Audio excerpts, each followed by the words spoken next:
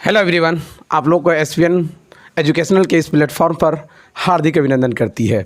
आप तमाम छात्र छात्राओं को मैं यह बताने में ज़्यादातर सक्षम हूँ कि आप लोगों का जो ऑनलाइन का सिस्टम था इसमें कुछ प्रॉब्लम आ रहा था। बार बार आप लोगों का सही तरह से स्क्रीन ना दिखना, जिसके कारण बच्चे का बहुत सारा तकलीफ़ हो रहा था कि आप जो लिखे हैं बोर्ड में, सर हमें कुछ समझ में नहीं आ रहा है, तो मैं नहीं देख पा रहा हूँ, नहीं समझ पा रहा हूँ।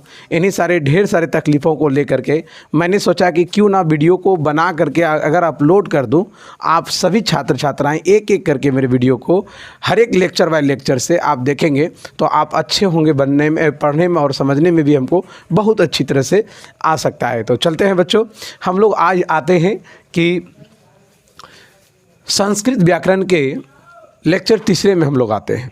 उस दिन जहाँ तक हम लोग बता पाए थे उसके आगे हम लोग चलते हैं, ठीक है। आप तमाम छात्र छात्राएं सही ढंग से चलिए और अच्छे ढंग से अगर चलते हैं और अच्छी तरह से वीडियो को अगर देखते हैं तो आप चलिए हमारी जहाँ तक मैंने बताकर छोड़े थे उससे थोड़ा सा हम लोग आगे की ओर चलते हैं, ठीक है। तो चलते हैं हम लोग। यहाँ पर सर्वप्रथम मैंने बताया था कि उस दिन बताए थे कि दीर्घ स्वर उसके अयादी संधि में जो मेल होता था उसके बाद वाली बात हम लोग यहीं से स्टार्ट करने वाले थे कि मूल स्वर जो होता है किसको कहा गया था।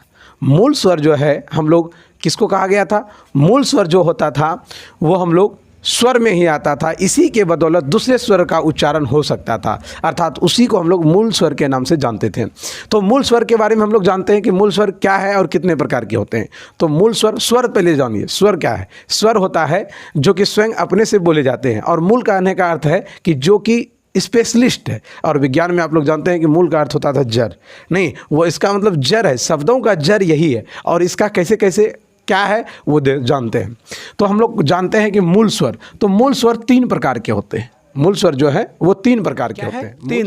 तीन है, जैसे कि ह्रस्व, दीर्घ स्वर, प्लुत स्वर। इसके बाद वाली बात आता है, हम लोग जाने थे, जैसे कि आप बचपन भी अपने क्लास में कुछ याद रखे होंगे या याद होगा, उसमें हम लोग क्या जाने थे, जैसे कि ह्रस्व, प्लुत स्वर और एक दीर्घ स्वर है। इन सब में क्या होता है, जिन स्वर्णों के उच्चारण में हकार की ध्वनि ज़्यादा उत्पन्न होती है और कम उत्पन्न होती है, और जो कि इन सारे चीज़ों को आप लोग हिंदी व्याकरण में भी कुछ पढ़े होंगे, ठीक है। मैं थोड़ा सा चाहता हूं कि इनके बारे में विशेष थोड़ा बता दूं। देखिए क्या है कि मूल स्वर के 3 भेद हैं। एक पहला है ह्रस्व स्वर, दीर्घ स्वर, प्लुत स्वर। इसके बाद वाली बात कुछ मैंने इंपॉर्टेंट सारा लिखा है। क्या लिखा है कि दीर्घ स्वर को लिखने में एक लिपिगत कहने का मतलब क्रमगत और लिपियों के अनुसार इनका प्रयोग होता है, लिपिगत परिवर्तन होता है। देखिए कैसे भाई, आ है, दीर्घई है, दूर्गऊ है और री है। अगर आ, दीर्घई और दूर्गऊ और री है, इसके बाद वाली बात जो है हम लोग जानते हैं। देखिए क्या है कि प्लुप्त स्वर को लिखने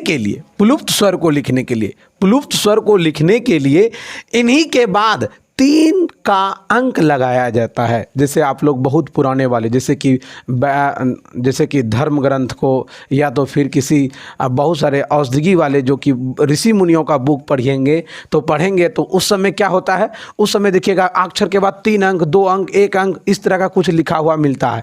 तो वो जो लिखा हुआ मिलता है ना, वो क्या है, लिखा हुआ मिलता है। देखिएगा आ के बाद 3, दीर्घई के बाद 3, दुर्गऊ के बाद 3, री के बाद 3। इसका प्रयोग किया जाता है इस प्रकार से। किस स्वर्गों का, प्लुप्त स्वर्गों का उच्चारण में इसी प्रकार का प्रयोग किया जाता है। और ये क्यों किया जाता है, ये इसलिए किया जाता है, इनका प्रयोग इसलिए किया जाता है कि जब कोई व्यक्ति, इसका प्रयोग दूर से पुकारने के लिए किया जाता है। दूर से पुकारने के लिए, हे कृष्ण, हे राम, हे रामा, अगर इस तरह का प्रयोग हो तो इन तरह का प्लुप्त स्वरों में भी इनका प्रयोग किया जाता है। जैसे री, इनका प्रयोग दूर से पुकारने के लिए किया जाता है। जैसे मैंने बताया, हे राम, हे रामा, हे कृष्ण, इस प्रकार से इनका प्रयोग करेंगे। किसमें, प्लुप्त स्वर में, ठीक है।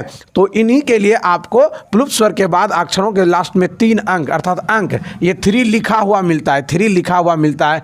बहुत पुराने सब समय में ऋषि मुनियों सबका जो शब्द का मतलब बुक पढ़ेंगे, जब उस बुक में आपको अंक लिखा हुआ मिलेगा शब्द के पाछे में।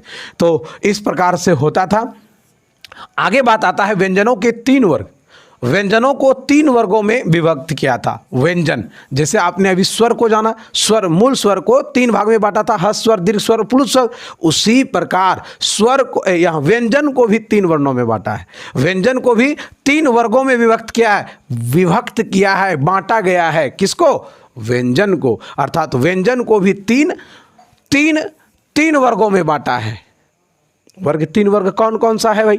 जैसे कि आप लोग यहाँ पर जाने किसका? मूल स्वर का, और यहाँ पर जानेंगे हम लोग व्यंजन को। व्यंजन को भी 3 वर्गों में विभक्त किया है। पहला वर्ग आता है स्पर्श वर्ग। स्पर्श वर्ग अर्थात इसमें कहीं ना कहीं किसी के साथ स्पर्श है। देखिए कौन कौन से स्पर्श वर्ग में, जैसे को वर्ग है। तो को वर्ग में कौन कौन है? तो को है, खो है, गो है, घो है, अंगो है। तो आपका इसमें कितने हैं? 5 वर्ण हैं। कौन वर्ण है? को, खो, गो, घो, अंगो। तो ये क्या है? स्पर्श वर्ण के जो आपका व्यंजनों को 3 वर्गों में जो बांटा है, इस 3 वर्ग में पहला वर्ग आता है स्पर्श वर्ग। और इसी स्पर्श वर्ग को क्या है? स्पर्श वर्ग को कौन कौन स्पर्श वर्ग है? को वर्ग, चो वर्ग, टो वर्ग, तो वर्ग तथा पो वर्ग है। अर्थात सभी में 5-5 है। जैसे आपने जाने कि को, खो में कौन कौन है? को है, खो है, गो है, घो है, अंगो है। उसी प्रकार चो वाला में भी होगा। चो है, छो है, जो है, झो है, यो है। तो इसमें भी 5 हो गया। इसी प्रकार टो वाला में टो, ठो, ढो, नो। इसी प्रकार से तो, थो में भी तो, थो, दो, धो, नो। इस प्रकार पो वाला में पो, फो, बो, भो, मो। इस प्रकार से आपने अर्थात स्पर्श वर्ग में भी, जैसे इसमें 5 है, इसमें 5 है, इसमें 5 है, इसमें 5 है तथा इसमें भी 5 है। अर्थात 5, 5, 10, 15, 5, 20, 5, 25। अर्थात स्पर्श वर्ण में टोटल कितने वर्ण हैं? स्पर्श वर्ग में 25 वर्ण है। आपको ऑब्जेक्टिव में भी पूछ लेता है कि स्पर्श वर्ग में कितने वर्ण हैं, तो आपको क्या बताना होगा? 25। कितने वर्ण हैं? 25। चलिए इसके बाद वाली बात आता है व्यंजनों का दूसरा टाइप में आता है अंतःस्थ वर्ग। अंतःस्थ का कहने का अर्थ है यहाँ की जिस प्रकार इसमें ह्रस्व, दीर्घ स्वर, प्लुत स्वर, उसी में आता है ह्रस्व, इसमें आता है स्पर्श वर्ग, इसमें अंतःस्थ वर्ग। इसके अंतर्गत में कौन कौन आते हैं वो देखिए। इसमें आता है यो, इसमें आता है रो, इसमें आता है लो और इसमें आता है वो। यो, रो, लो, वो। इसमें कितने वर्ण रहा? अंतःस्थ वर्ग में 4 वर्ण हैं। और कौन कौन है? यो है, रो है, लो है, वो है। याद रखिएगा, ऐसा नहीं कर दीजिएगा कि जैसे बचपन वाला कहानी कि पो, फो, बो, भो, मो, यो, रो, लो, वो तालव सो कर देना। ऐसा नहीं है। तालव सो वाला जो बात है वो दूसरे वर्ण में चला जाता है। ठीक है। व्यंजनों के जो वर्ण है, व्यंजनों के जो वर्ग है, उसी वर्गों का तीसरा टाइप में वो चला जाता है। तो अर्थात अंतःस्थ वर्ग में 4 ही वर्ण होते हैं। कौन कौन? यो, रो, लो, वो। याद रखिएगा। उसके बाद वाला जो आता है वो आता है, इसके बाद वाला बात आता है उष्ण वर्ग। क्या आता है? उष्ण वर्ग। उष्ण वर्ग इसमें क्या क्या है? तो आप में इसमें तालव सो आ जाएगा, मूर्धन्य हो जाएगा, दंश हो जाएगा और आक्षो आ जाएगा। ठीक है। नहीं, तालव सो, मूर्धन्य, दंश और हो। ठीक है। तालव सो, मूर्धन्य, दंश, हो, ये 4 आएगा। तालव सो, मूर्धन्य, दंश, हो आएगा। किसमें? उष्ण वर्ग में। उष्ण वर्ग में आपका 4 आएगा। 4 इसमें है, 4 इसमें है। ठीक है। अब देखिए थोड़ा सा बात मैंने लिखा है कि सभी व्यंजनों को समानतः हल करते हैं। तो सभी व्यंजकों को समानतः हल कहते हैं, सामान्यतः हल कहते हैं। ये सब जितना भी था ये सामान्यतः हल है, जो कि एक प्रत्याहार है, ठीक है, जो कि ये सारा चीज़ प्रत्याहार के अंतर्गत है। चलिए इसी प्रकार आता है कि इसलिए व्यंजकों की लिपि में देखिए, इसलिए व्यंजक जितने भी हम लोग व्यंजन हैं, इन व्यंजनों के लिपि में क्या होता है? इसलिए व्यंजकों के लिपि में हलंत का प्रयोग करते हैं। जितना भी व्यंजन आता है व्यंजनों में हलंत का करते हैं, स्वर्ग में नहीं। देखिए क्या है, इसलिए व्यंजनों में लिपि का हलंत का प्रयोग करते हैं। जैसे मुनीन, मुनीन में, जो मुनीन में है, नो में हलंत कहलाता है। ये जो देखिए नो है ना, नो में हलंत, हलंत कहलाता है, ये नो हलंत कहलाता है। क्यों? क्योंकि इसमें क्या है, देखिए लिखे, क्योंकि इसका अंतिम नो जो है वह शुद्ध है, नो जो है शुद्ध है, लेकिन इसमें नीन जो है, नी में क्या लगा हुआ, नो अजोर दीर्घई लगा हुआ है। अर्थात कहने का मतलब नो क्या है मेरा, नो व्यंजन है और दीर्घई जो है वो स्वर है। तो आपका शुद्ध वाक्य अगर रहे, अगर शुद्ध व्यंजन रहे, तभी जाकर के उसमें क्या लगाएंगे, हलंत का प्रयोग करेंगे। अर्थात मुनीन में नो जो है वह शुद्ध है, तभी जाकर के इसमें क्या लगाएं, हलंत लगाएं। अर्थात शुद्ध हल या व्यंजन कहलाते हैं, क्योंकि स्वर जुड़ा नहीं है। किसके साथ स्वर नहीं जुड़ा हुआ है, नो के साथ स्वर बताया गया। यहाँ पर ऐसे तो कहा जाता है कि नो में भी क्या है, नो में भी क्या है, नो हलंत ओ ऐसा लगा हुआ। अर्थात कहने का मतलब यहाँ पर ये स्वर है, लेकिन यहाँ पर जो दिखाने का शब्द है इसके में बता रहा है कि वह इस प्रकार नहीं है। ठीक है, अर्थात हम कह सकते हैं व्यंजन जो है बिना स्वर के सहायता से नहीं बोले जा सकते हैं। इसके बाद वाली बात, अगला आपको जो इसका